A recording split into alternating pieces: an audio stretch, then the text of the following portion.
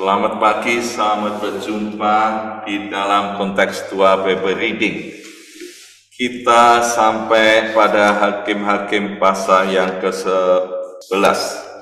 Hakim-Hakim pasal 11. Adapun Yefta, orang Gilead itu adalah seorang pahlawan yang gagah perkasa, tetapi ia anak seorang perempuan sundal. Ayah Yefta ialah Gilead. Juga istri Gilead melahirkan anak-anak lelaki baginya. Setelah besar anak-anak istrinya ini, maka mereka mengusir Yefta, katanya kepadanya, "Engkau tidak mendapat milik pusaka dalam keluarga kami, sebab engkau anak dari perempuan lain." Maka larilah Yefta dari saudara-saudaranya itu dan diam di tanah Tob. Di sana berkumpullah kepadanya petualang-petualang yang pergi merampok bersama-sama dengan dia. Beberapa waktu kemudian Bani Amon berperang melawan orang Israel. Dan ketika Bani Amon itu berperang melawan orang Israel, pergilah para tua-tua Gilead menyebut Yefta dari tanah Tob. Kata mereka kepada Yefta, "Mari, jadilah panglima kami, dan biarlah kita berperang melawan Bani Amon." Tapi kata Yefta kepada para tua-tua Gilead itu, "Bagaimana kamu sendiri membenci aku dan mengusir aku dari keluargaku? Mengapa kamu datang sekarang kepadaku pada waktu kamu terdesak?" Kemudian berkatalah para tua-tua Gilead kepada Yefta, "Memang kami datang kembali sekarang kepadamu. Ikutilah kami dan berperanglah melawan Bani Amon. Maka engkau akan menjadi kepala atas kami, atas seluruh penduduk Gilead." Kata Yefta kepada para tua-tua Gilead, "Jadi jika kamu membawa aku kembali untuk berperang melawan Bani Amon, dan Tuhan menyerahkan mereka kepadaku, maka akulah yang akan menjadi kepala atas kamu." Lalu kata para tua-tua Gilead kepada Yefta, "Demi Tuhan yang mendengarkannya sebagai saksi antara kita, kami akan berbuat seperti katamu itu." Maka Yefta ikut dengan para tua-tua Gilead, lalu bangsa itu mengangkat dia menjadi kepala dan panglima mereka. Tetapi Yefta membawa seluruh perkaranya itu ke hadapan Tuhan di Mispa. Kemudian Yefta mengirim utusan kepada Raja Bani Amon dengan pesan, "Apakah urusanmu dengan aku, sehingga engkau mendatangi aku untuk memerangi negeriku?" Jawab Raja Bani Amon kepada utusan Yefta, "Orang Israel ketika berjalan keluar dari Mesir telah merampas tanahku dari sungai Arnon sampai ke sungai Yabok dan sampai ke sungai Yordan. Maka sekarang kembalikanlah semuanya itu dengan jalan damai." Lalu Yefta mengirim pula utusan kepada Raja Bani Amon dengan pesan, "Beginilah kata Yefta, orang Israel tidak merampas tanah orang Moab atau tanah Bani Amon.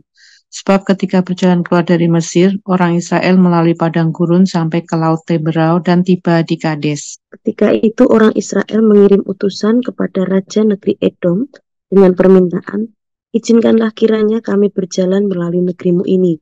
Tetapi Raja negeri Edom tidak mau mendengar. Mereka mengirim juga utusan kepada Raja negeri Moab, tetapi Raja ini menolak. Maka orang Israel tinggal di Kades. Kemudian mereka berjalan melalui padang gurun, menempuh jalan keliling tanah Edom dan tanah Moab, lalu sampai ke sebelah timur tanah Moab.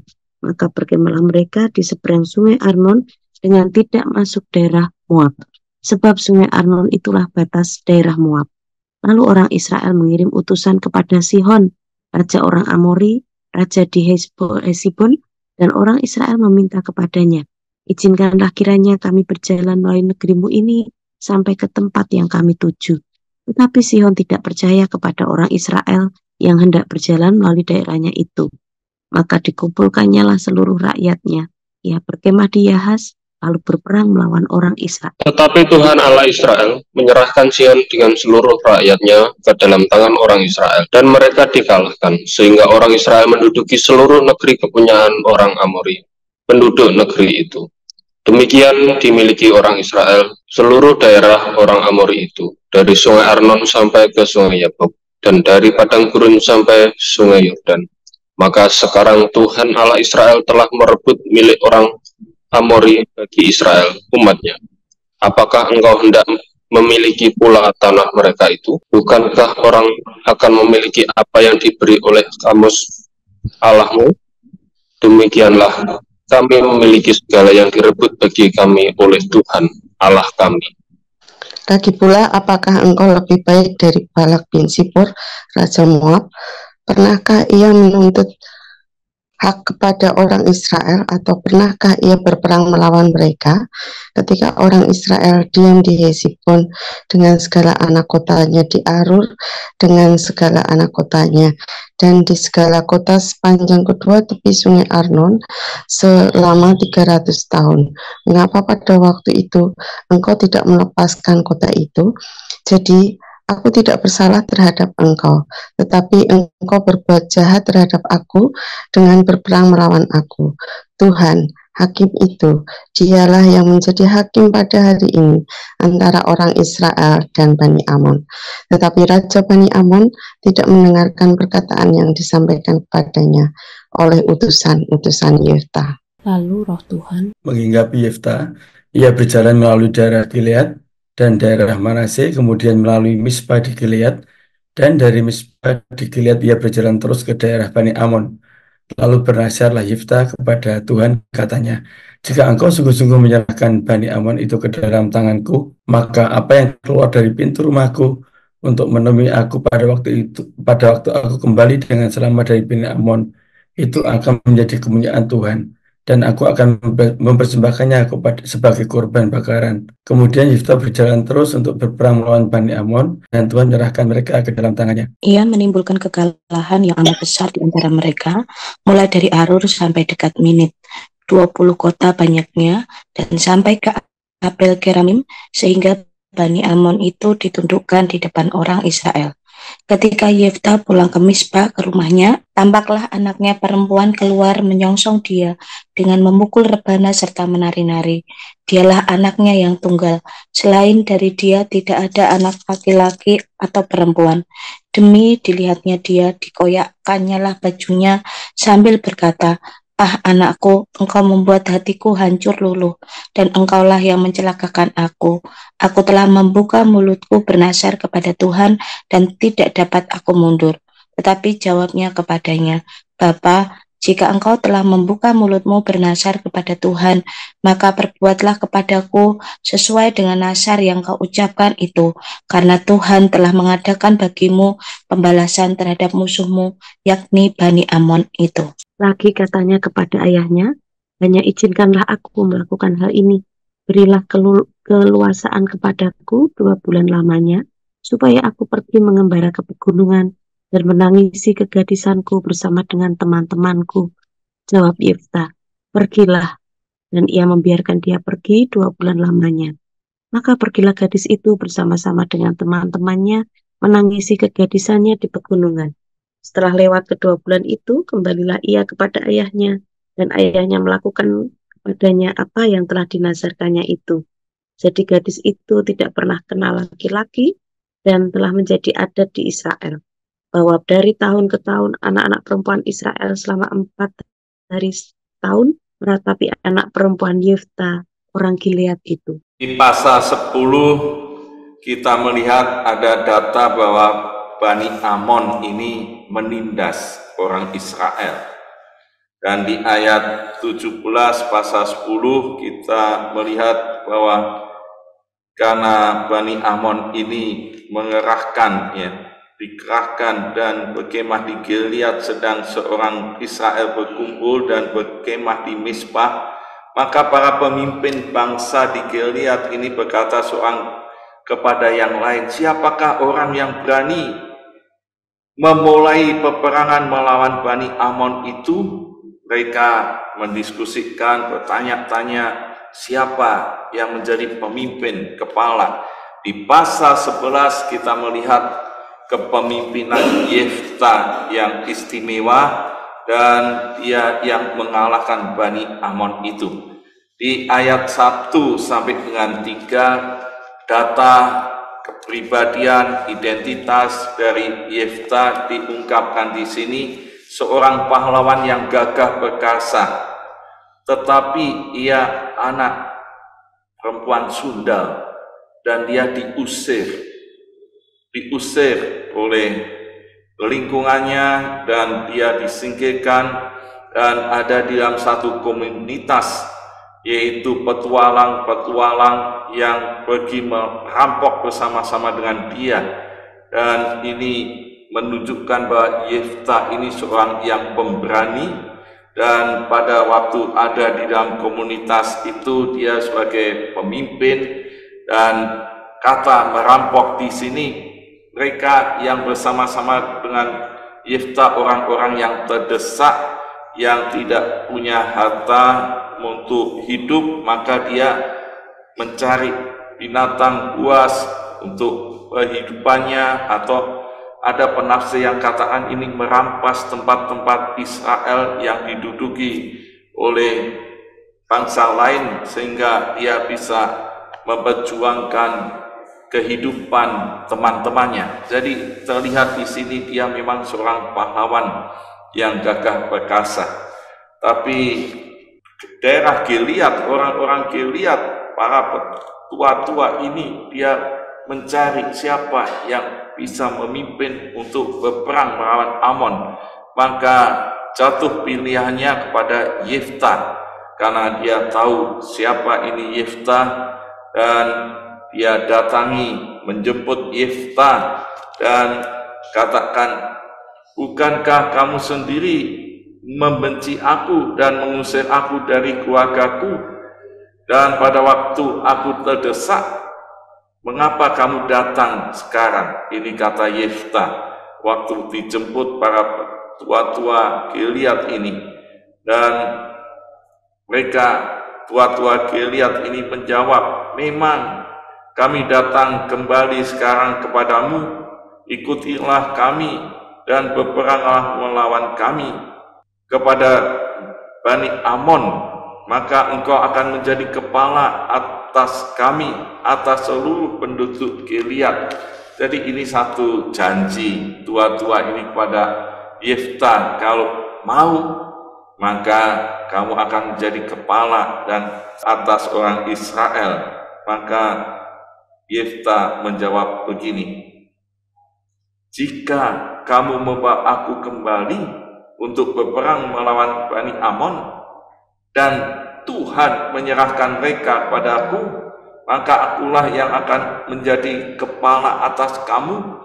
Dan ini satu janji, ya, ditegaskan, benar kamu akan angkat aku jadi kepala. Ya, ini perjanjian kepada tua-tua ini disaksikan oleh Tuhan, dan supaya Tuhan, demi Tuhan yang mendengarkannya di ayat yang ke-10 ini harus dilakukan, ya.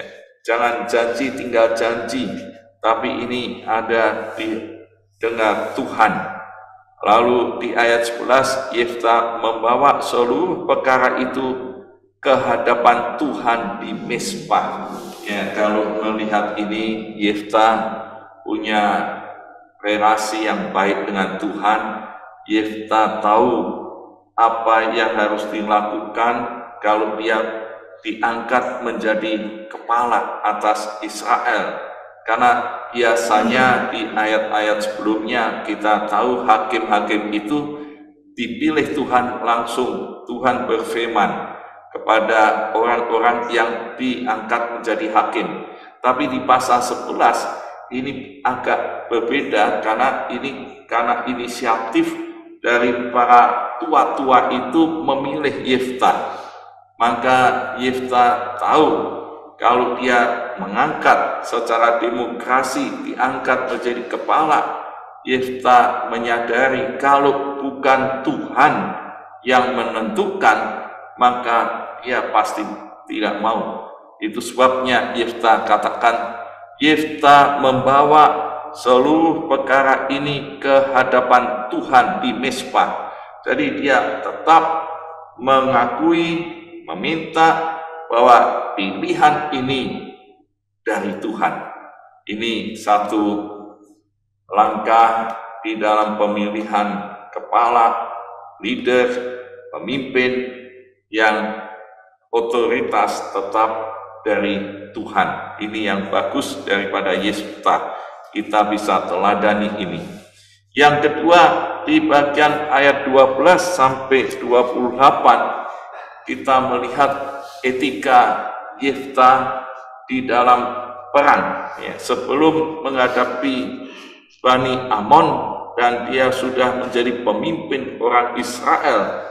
Karena perjanjian dengan tua-tua Gilead ini, dia mengirim utusan pada Raja Bani Amon dengan pesan, apa urusanmu dengan aku sehingga engkau memerangi aku untuk memerangi negeriku. Ya, ini satu dialog klarifikasi yang baik di dalam menghadapi musuh atau ada peperangan, dan ini satu etika yang baik. Dan orang-orang Amon ini mengirim putusannya karena dia mengatakan, sekarang kembalikanlah tanahnya itu, semuanya itu tanah yang direbut Israel dengan jalan damai. Ya, ternyata dia minta tanah yang direbut oleh orang Israel. Lalu Yeftah memberi klarifikasi dengan mengirim utusan bahwa Israel tidak merampas tanah orang Amon ini.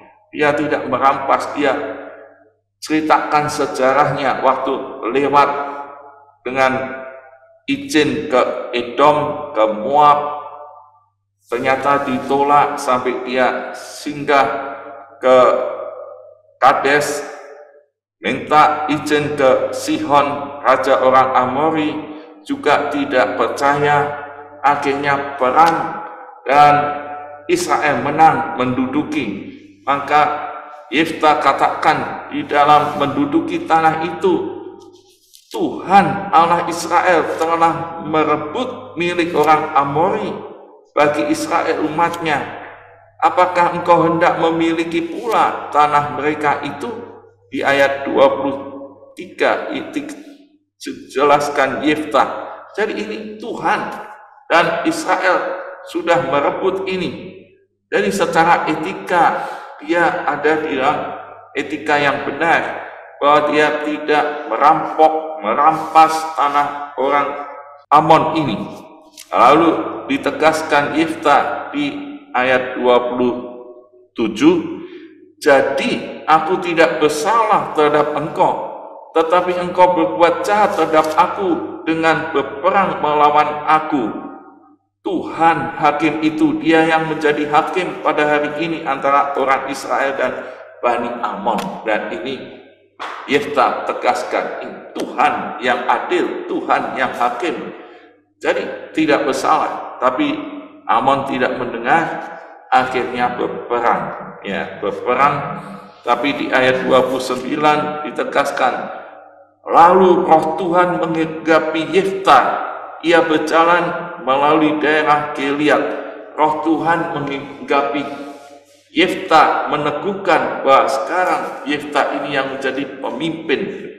Yeftah ini yang sudah diteguhkan oleh roh Tuhan, dan Yeftah bernatsar.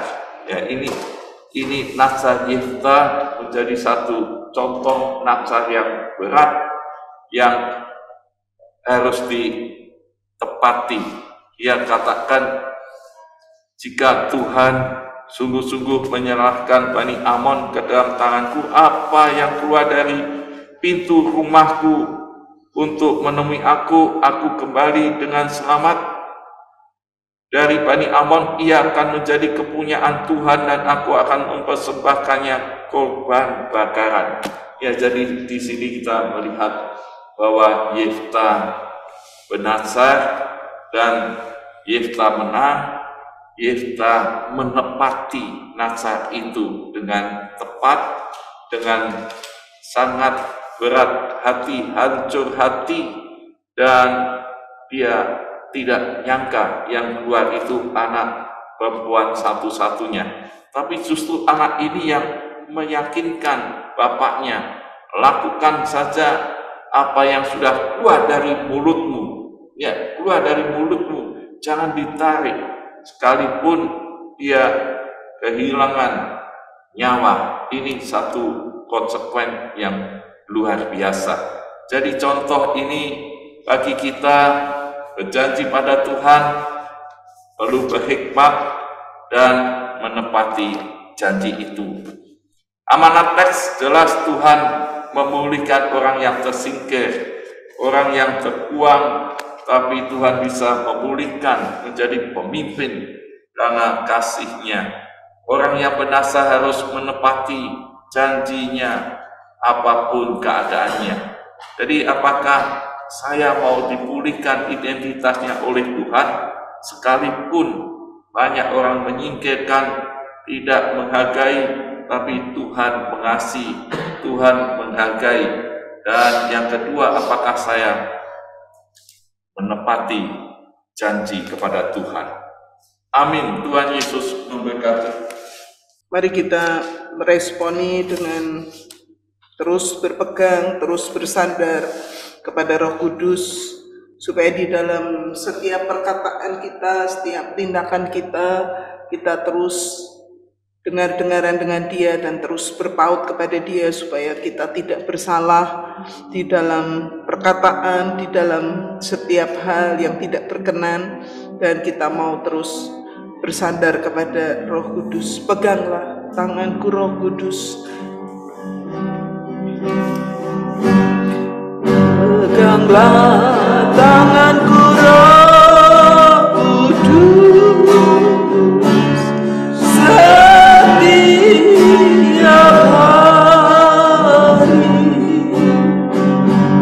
ku tak dapat jalan sendiri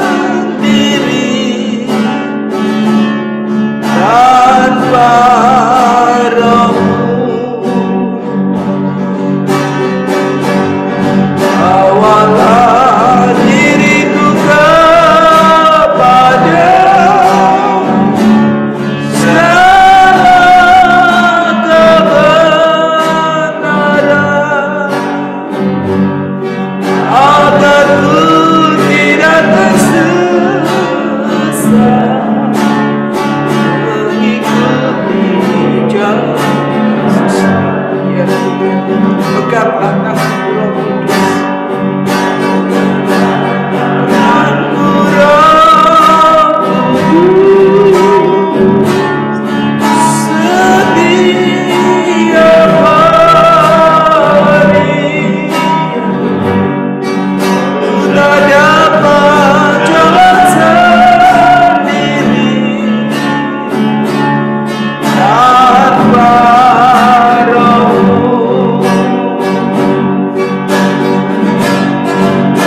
Bawalah diriku kepada segala kebenaran, agar ku tidak tersesat mengikuti jalan-Mu.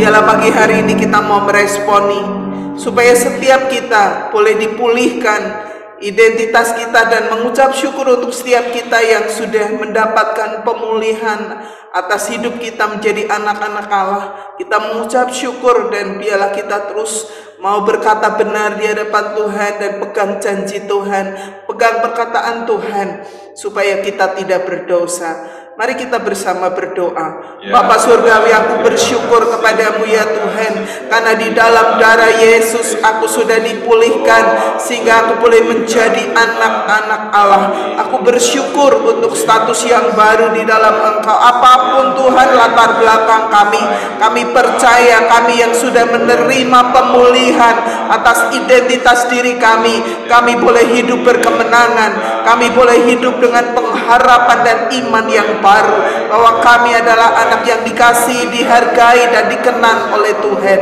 Kami mengucap syukur Tuhan, biarlah Engkau terus menyucikan, menguduskan setiap perbendaharaan kata kami, supaya setiap perkataan yang keluar dari lidah bibir kami berasal daripada Engkau dan tidak membuat kami berdosa dan mengalami hal-hal yang buruk dalam hidup kami. Tuhan, Engkau berjaga pada pintu lidah bibir kami, supaya kami boleh memuliakan Engkau, dan hidup kami hidup yang berkemenangan, hidup yang diberkati. Perkataan kami adalah perkataan iman, Tindakan kami adalah tindakan iman. Terima kasih Tuhan, terima kasih. Ampuni segala hal yang tidak berkenan. Di dalam nama Yesus kami berdoa, kami mengucap syukur.